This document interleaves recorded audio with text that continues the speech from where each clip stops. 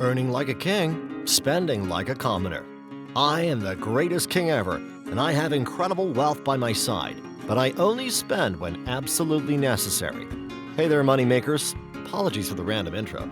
We always look for ways to catch your attention. YouTube tells us to do this. Anyhow, you clicked on this video, so we know what you're thinking this very instant. You're thinking about nachos, isn't it? Or is it chips? Oh wait, never mind. You probably ask yourself this question. Why would I spend like a commoner if my status is king? I mean, I'm royalty, so I can afford to get what I want. But did you know that you'd be a lot safer in many ways if you minimize your spending despite what you earn? In this video, we'll tell you what it means to earn like a king and spend like a commoner, and also the advantages of doing that. So keep watching. Have in mind that this video is not created to make you feel bad about your spending habits, but to help you understand how important it is to carefully spend your money, no matter what you earn. So let's go on this financial journey. This is Wealthy Fact, where you come to watch, implement, and get wealthy. Please make sure to subscribe to our channel and give us a thumbs up. Now, what does it mean to earn like a king and spend like a commoner? The answer is simple.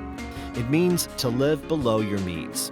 Now just relax, because no one, and absolutely no one, would want to live below their means because the money is already there and everyone wants to show off.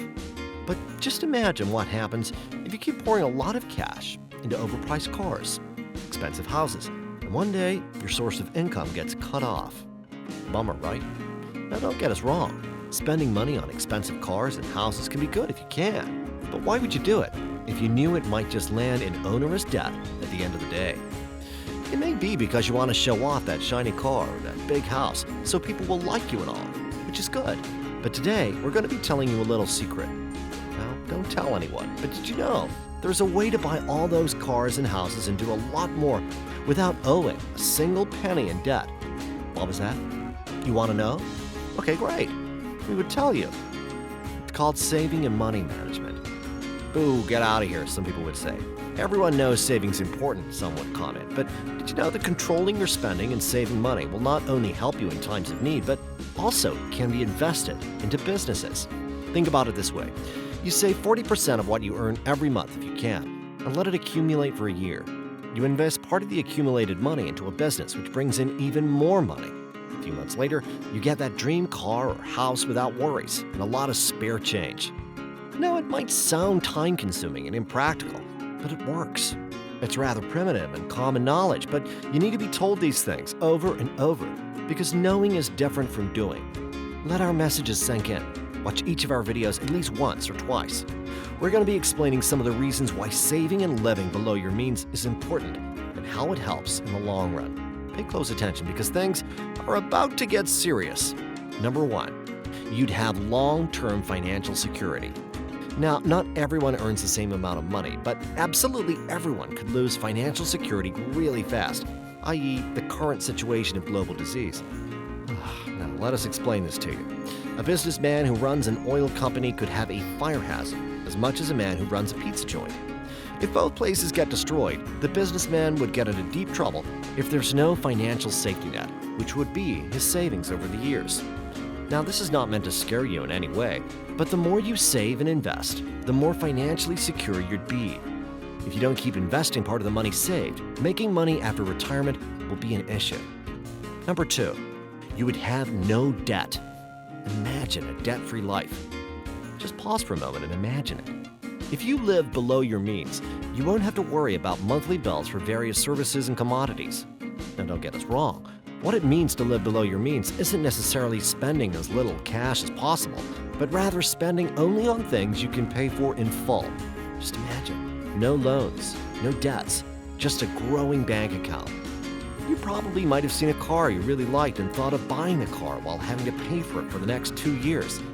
Let us tell you something instead. Save part of the money you earn, invest it into something lucrative, and watch that side business grow for a year or more. At the end of the day, you definitely have enough money to buy the car and still leave some change hanging around. Sounds good, right? All you have to do is just wait a little.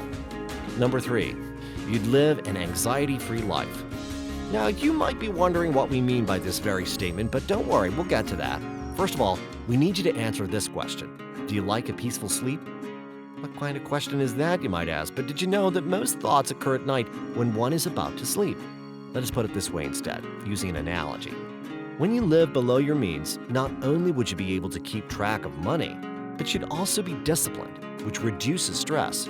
You won't stay up at night pondering how you would pay monthly bills, because you'll be in zero debt, which is basically everyone's dream. A life free from debt and anxiety. Okay, not everyone's dream, but it sounds like a really good financial state. Enough of that, moving on. Number 4, you'd be able to build wealth. Everyone always wishes they had more money, but did you know you could accomplish that if you save and live below your means? When you don't spend every penny you earn, your money will start to pile up, and then one day, you'd begin to wonder where to invest all the money you have. If you want to be rich, you need to have money. And if you want to have money, you need to spend less than you earn. Being able to build wealth is one of the benefits of living below your means. It's that simple, guys. Number 5, you'd be okay if you have any unexpected expenses. Unexpected expenses pop up every now and then like an ad no one wants to see on a website. At some point or another, everyone is confronted with an unplanned bill, which can be dangerous if there's no money saved. You might want to repair your car, or fix your broken phone, or do something that will take a decent chunk of money from you. If you have money saved, you won't have to use a credit card or a loan from the bank. Moving on. Number 6, you'd be free to pursue your dream career. Imagine you have all the money you need to start that clothing business, or whatever it is that you enjoy. Well, saving, investing, and spending below your means will help you achieve that dream. You won't be stuck doing that job you hate. Just imagine what that would be like. In other words, a big bulk of savings will give you the freedom to quit your job and chase those dreams without ever looking back. Number 7, it's good for mental and physical well-being. Now, you might ask yourself, how does earning like a king and spending like a commoner improve my mental and physical well-being? How is saving money related to mental well-being? Well, to answer that question, you're going to have to imagine the analogy I'm about to give you. I want you to imagine 2 men. Let's call the first man Mr. A and the second man Mr. B. Now, imagine both men work at a newspaper publishing company, for example. And while Mr. A has been saving and investing some of the salary earned for the past 5 years, Mr. B has spent most of his salary on flashy cars, parties, and all the good stuff. Now, don't get us wrong, parties are good to attend. A social life is very important, but back to the story. Mr. B always laughs at Mr. A for not buying flashy cars and houses, and always calls Mr. A simpleton. They both keep living their lives until a pandemic strikes, and both men get fired. Mr. A is calm. He simply uses the money earned from the side business to continue living his life. No worries, no stress. And even if his side business gets crumbled, he uses his savings and has no problems paying his bills. But Mr. B, on the other hand, doesn't know what to do. He hasn't finished paying off his debts, and he gets into even more debt now that he's lost his job. While Mr. A sleeps peacefully at night, Mr. B stays up all night, losing his mind, pondering on what to do.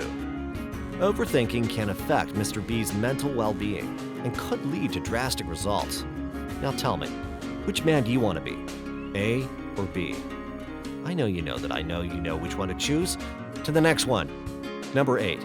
Eventually, you'd be able to earn like a king and spend like a king. Now, this is a slightly contradictory point. It is the exact opposite of the title of this video. I mean, the point was to earn like a king and spend like a commoner, right? But did you know that if you earn like a king and spend like a commoner in the long run, you'd start earning like a king and spending like a king? This is why saving and spending below your means is important, because you'd have the cash to start the business you always wanted or invest in. And soon enough, you'd have more than enough money to live as large as you want. So that brings us to the end of this awesome video today. We hope you enjoyed the list of things we provided and hope it helps you in knowing why you should live below your means and invest. Please be sure to subscribe to our channel, give us a thumbs up, and do you think Bill Gates lives below his means? Leave your answers in the comment section below. Be sure to patronize our sponsors and follow up on all of our social media platforms. Now, go and make money.